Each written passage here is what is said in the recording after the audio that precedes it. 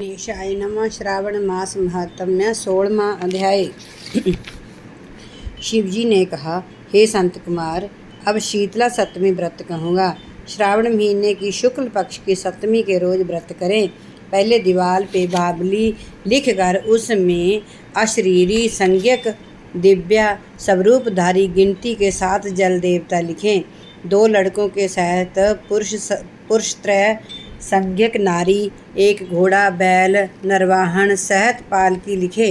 1650 द्वारा जल देव की अर्चना करें। ककड़ी दही और भात का नैवेद्य अर्पण करें। नैवेद्य पदार्थों का वाइन ब्राह्मण को दें। इस तरह 7 साल तक व्रत कर प्रति वर्ष 7 सौभाग्यवती को भोजन कराकर उद्यापन करें। एक सोने के पात्र में 7 जल देवों की प्रतिमा रखकर लड़के के सहित उन प्रतिमा में पहले रोज शाम को भक्ति द्वारा अर्चन करें। दूसरे रोज सुबह ग्रह होम सहित चरु होम करें। जिन्होंने पूर्व इसको किया था उन्हें जो फल मिला उसे आप सुने। सौराष्ट्र देश में शोभन नाम वाला नगर था। उसमें एक धनी सब धर्म को मानने वाला निवास करता था। उसने निर्जन तथा विजन वन में बापी खुदवाई। उसमें उतरने के लिए तथा बहुत धन खर्च पशुओं के निमित्त जल पानार्थ दृढ़ पत्थरों की रमणीक सीढ़ी का निर्माण कराया, जो बहुत टिकाऊ और मजबूत बंधी थी, जिसके चारों ओर थके हुए पथिकों के लिए वृक्षों से संयुक्त बगीचे का निर्माण कराया। उस बावली का पानी सूख जाने पर बिंदु मात्र जल ही ना मिला। उसी समय दुखी हो धनी ने कहा कि मेरा परिश्रम व्यर्थ हुआ तथा धन भी व्यर्थ में खर्च हो गया। जो वह धनी चिंता कर रात को उस बावली के पास सो गया। उसी समय स्वप्न में धनज को जल देवों के ने आकर कहा, हे धनज, जल निकालने का उपाय सुनो। यदि सादर अपने पौत्र को हम लोगों के लिए बलि दो तो यही बावली उसी क्षण जल से भर जाएगी। इस प्रकार स्वप्न देकर धनिक ने अपने गृह आकर अपने पुत्र से स्वप्न की सारी कथा कही। द्रवण नाम वाला जो धनज का पुत्र था वह भी धर्म तत्पर था। उसने पिता से कहा, पिताजी, मेरे तथा मेरे पुत्र के भी आप जन्मदाता हैं। उसमें भी यह धर्म का काम है। इसमें आपको क्या विचार करना है, क्योंकि धर्म स्थायी तथा पुत्र आदि सब नाशवान है। अल्प मूल्य से बड़ी चीज का मिलना कठिन कहा है। मेरे शीतांशु तथा चंडासु नाम वाले 2 लड़के हैं। उसमें बिना विचारे बड़े शीतांशु नाम वाले लड़के की बलि दे दें। पर ये पिताजी, यह बात स्त्रियों से गुप्त रखें। गुप्त का प्रकार यह है कि मेरी पत्नी गर्भवती है। प्रसव का समय निकट है। वह अपने बाप के गृह में जाने वाली है। उसके साथ मेरा कनिष्ठ बालक भी जाएगा। उसी समय मैं तात जय काम निर्विघ्न होगा। धनज ने पुत्र का जो संवाद सुनकर प्रसन्न हो कहा, हे पुत्र, धन्य हो तुम मेरे लड़के हो। अंत मैं भी धन्य हूँ। मैं अपने को पुत्र वाला मानता हूँ। इसी बीच पिता के गृह से सुशील पत्नी का बुलावा आ गया। वह पिता घर दंतेदु गई। उस समय द्रविण ने अपनी पत्नी से कहा कि यह बड़ा पुत्र मेरे पास रहेगा तथा छोटा लड़का तेरे साथ जाएगा। सुशीला ने अपने ससुर के कहने मात्र से जैसा आहा वैसा तुरंत किया।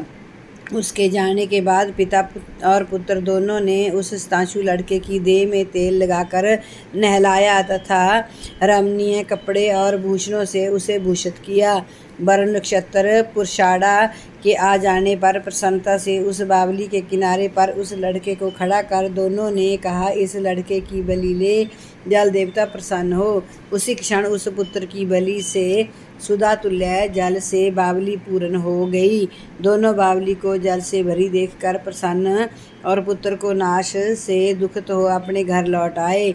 अपने पिता के घर सुशीला तीसरा लड़का पैदा कर 3 मास बीत जाने पर अपनी ससुराल चली। उसी बावली के पास आई तो उसे जल से परिपूर्ण देखकर विस्मय को प्राप्त होकर उसमें स्नान करके बोली कि मेरे ससुर का उद्योग तथा धन का खर्च यथोचित हुआ। उसी रोज श्रावण महीने के शुक्ल पक्ष की 7वीं तिथि थी। सुशीला ने शीतला का शुभ व्रत कर वहीं पर ही दही तथा चावल मंगवाकर रमणीय पाक बनवाया। जल देवता का अर्चन कर दही चावल और ककड़ी का नैवेद्य देकर वायन ब्राह्मण को दे दिया। अपने साथ वाले को सहित अपने भी उसी दही चावल और ककड़ी का भोजन किया। वहाँ से सुशीला का गांव 4 कोस पर था। जब वहाँ से रमणीय पालकी पर सुशीला सवार होकर घर की ओर दोनों लड़कों के सहित चली तो आपस में वे जलदेव कहने लगे कि इसका लड़का दे देना चाहिए, क्योंकि बड़ी सुबुद्धि से इसने हम लोगों का व्रत किया। इसके व्रत के प्रभाव से नवीन पुत्र दे दे। यदि पूर्व का उत्पन्न लड़का नहीं दिया तो हमें प्रसन्नता का क्या फल होगा। इस प्रकार दयावान जलदेवों ने आपस में बातचीत कर उसे जल के बाहर निकाल कर विदा कर दिया।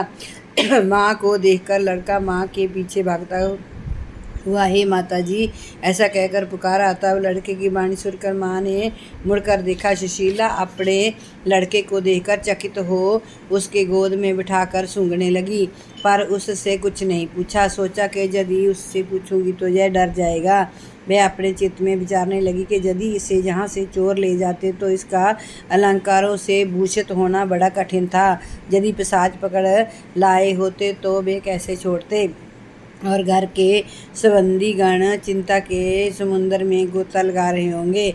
ऐसा विचार युक्त जो सुशीला के अपने मकान का दरवाजा आ जाने पर उसके आने का समाचार सुनकर वहाँ के लोगों ने कहा।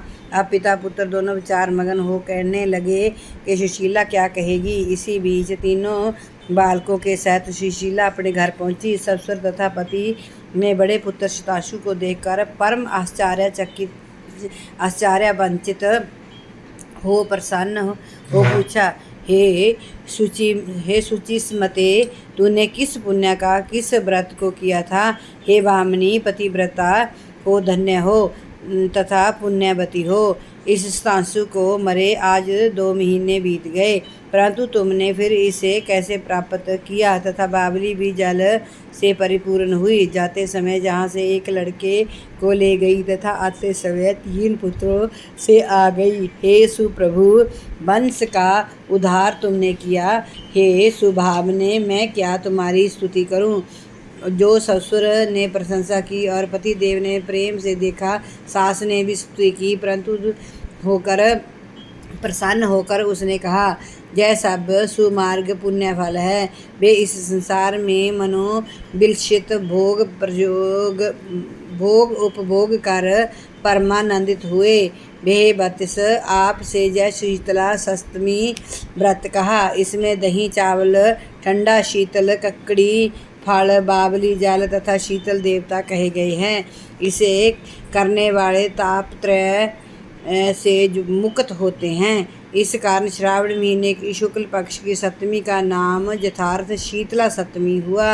ओम नमः शिवाय। ओम नमः शिवाय।